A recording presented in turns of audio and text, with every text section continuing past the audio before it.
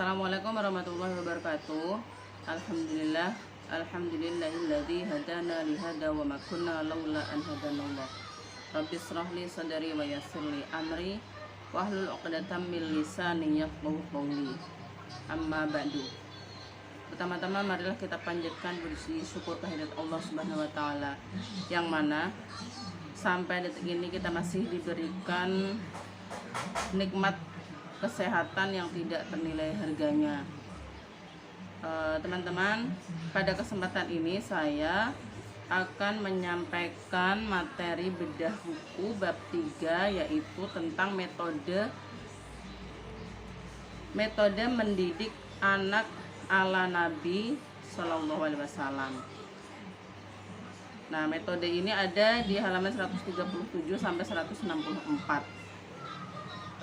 Metode-metode itu antara lain yaitu menampilkan suri teladan yang baik, mencari waktu yang tepat untuk memberi pengarahan, bersikap adil dan menyamakan pemberian untuk anak, menunaikan hak anak, membelikan anak mainan, membantu anak untuk berbakti dan mengerjakan ketaatan, dan yang terakhir adalah tidak suka marah dan mencela. Diriwayatkan dari Ibnu Abbas radhiyallahu anhu, ia berkata, Rasulullah shallallahu alaihi wasallam bersabda, ajarilah, permudahlah, jangan engkau persulit. Berilah kabar gembira, jangan engkau beri ancaman. Apabila salah seorang dari kalian marah, hendaklah diam. Nah, di bawah ini pemaparan dari metode Rasulullah, metode dasar itu menampilkan suri tauladan yang baik. Rasulullah memerintahkan kepada kedua orang tua untuk menjadi suri tauladan yang baik dalam bersikap, dan kita harus selalu bersikap jujur dalam berhubungan dengan anak. Kedua orang tua dituntut untuk melaksanakan perintah Allah dan sunnah Rasulullah.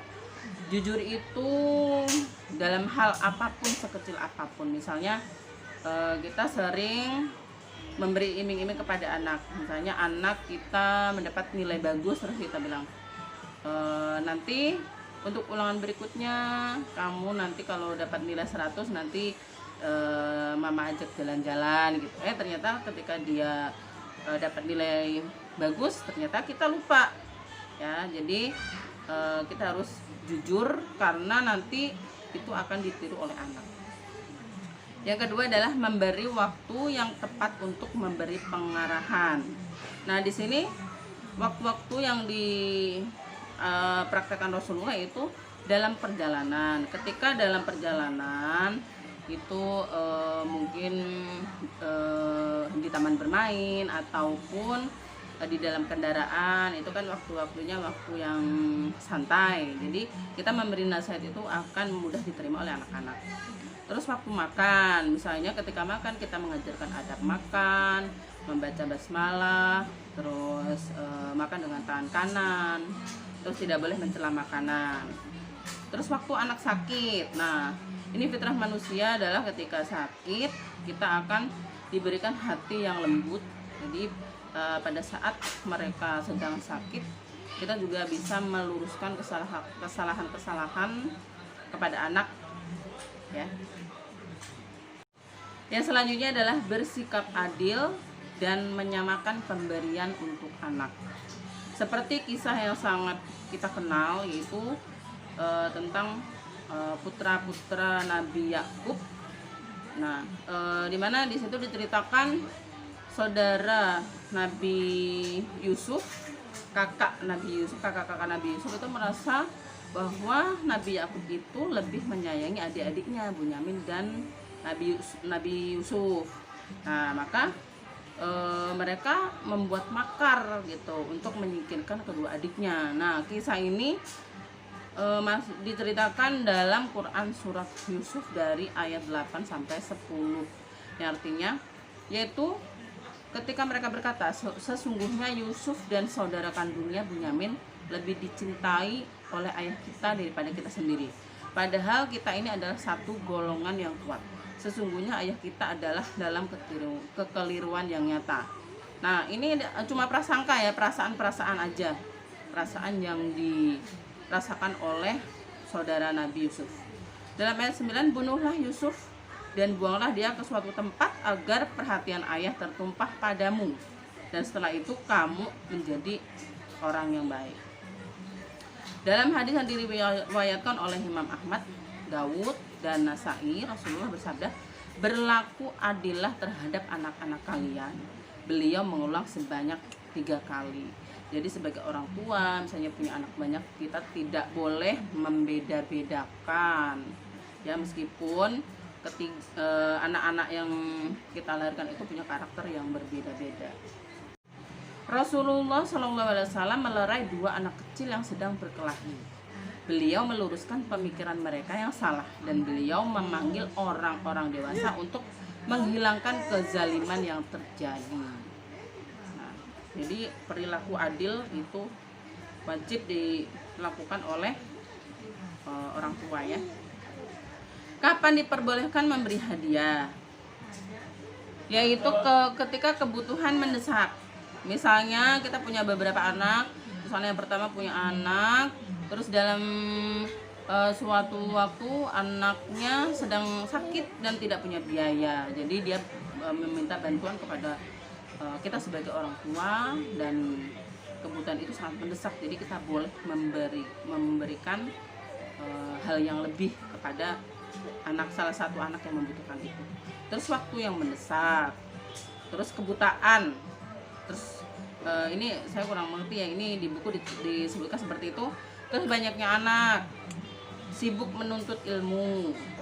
Nah, jadi memberi lebih itu bukan karena sebab ingin memberi lebih saja, tapi harus dengan alasan yang tepat yang bisa diterima sehingga tidak memunculkan permusuhan. Menunaikan hak anak. Anak-anak kita itu kan sekarang kritis-kritis ya.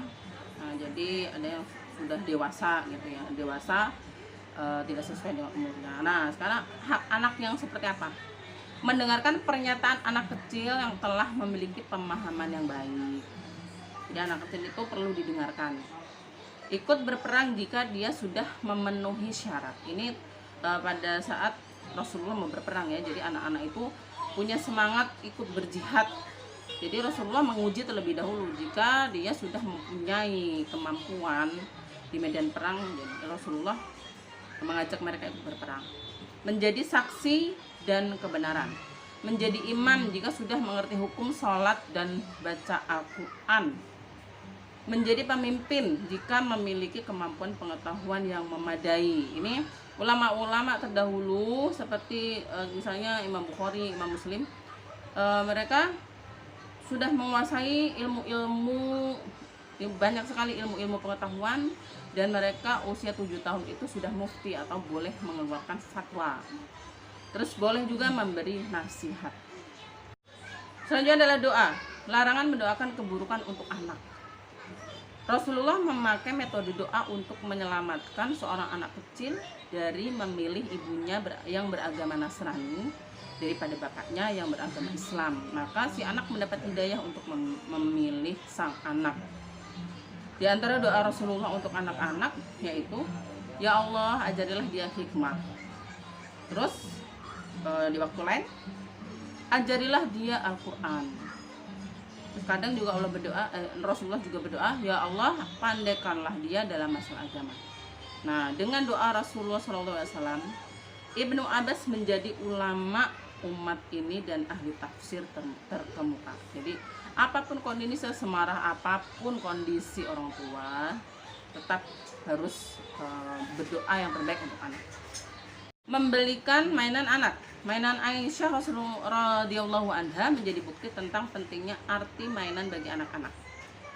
Nah, di sini ada kriteria mainan yang memicu si anak agar dapat bergerak sehingga menyehatkan jasmani.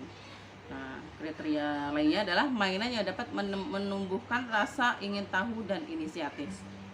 Terus berbentuk bongkar pasang. Saya nggak tahu ini maksudnya apa ya. Mendorong anak untuk berpikir positif. Membantu anak untuk berbakti dan mengerjakan ketaatan. Tanggung jawab besar di pundak orang tua dalam membantu anak mereka untuk berbakti. Orang tua harus menciptakan suasana yang dapat mendorong anak untuk berbuat ketaatan dan berperilaku terpuji. Jadi biasakan orang tua untuk mengajak anak untuk sholat, terus mungkin bersedekah. Jadi anak-anak itu bisa meniru hal-hal baik yang dilihat dari orang tua. Nah, hal demikian orang tua telah memberi hadiah kepada anak untuk membantu meraih kesuksesan. Tidak suka marah dan mencela. Rasulullah berkata kepada orang tua yang sedang mencela anak mereka, sesungguhnya anakmu adalah anak panah dari tempat anak panahmu sendiri. Jadi orang tua kalau mencela anaknya berarti dia mencela dirinya sendiri ya. Nah, ketika orang tua mencela anaknya sendiri, pada dasarnya dia sedang mencela dirinya sendiri, bagaimanapun dia yang telah mendidik anaknya tersebut. Demikian tadi isi dari metode pendidikan yang diajarkan oleh Rasulullah. Semoga memberi manfaat kepada kita semua. Akhirnya apabila ada kesalahan mohon maaf yang sebesar-besarnya. Akhirnya wassalamualaikum warahmatullahi wabarakatuh.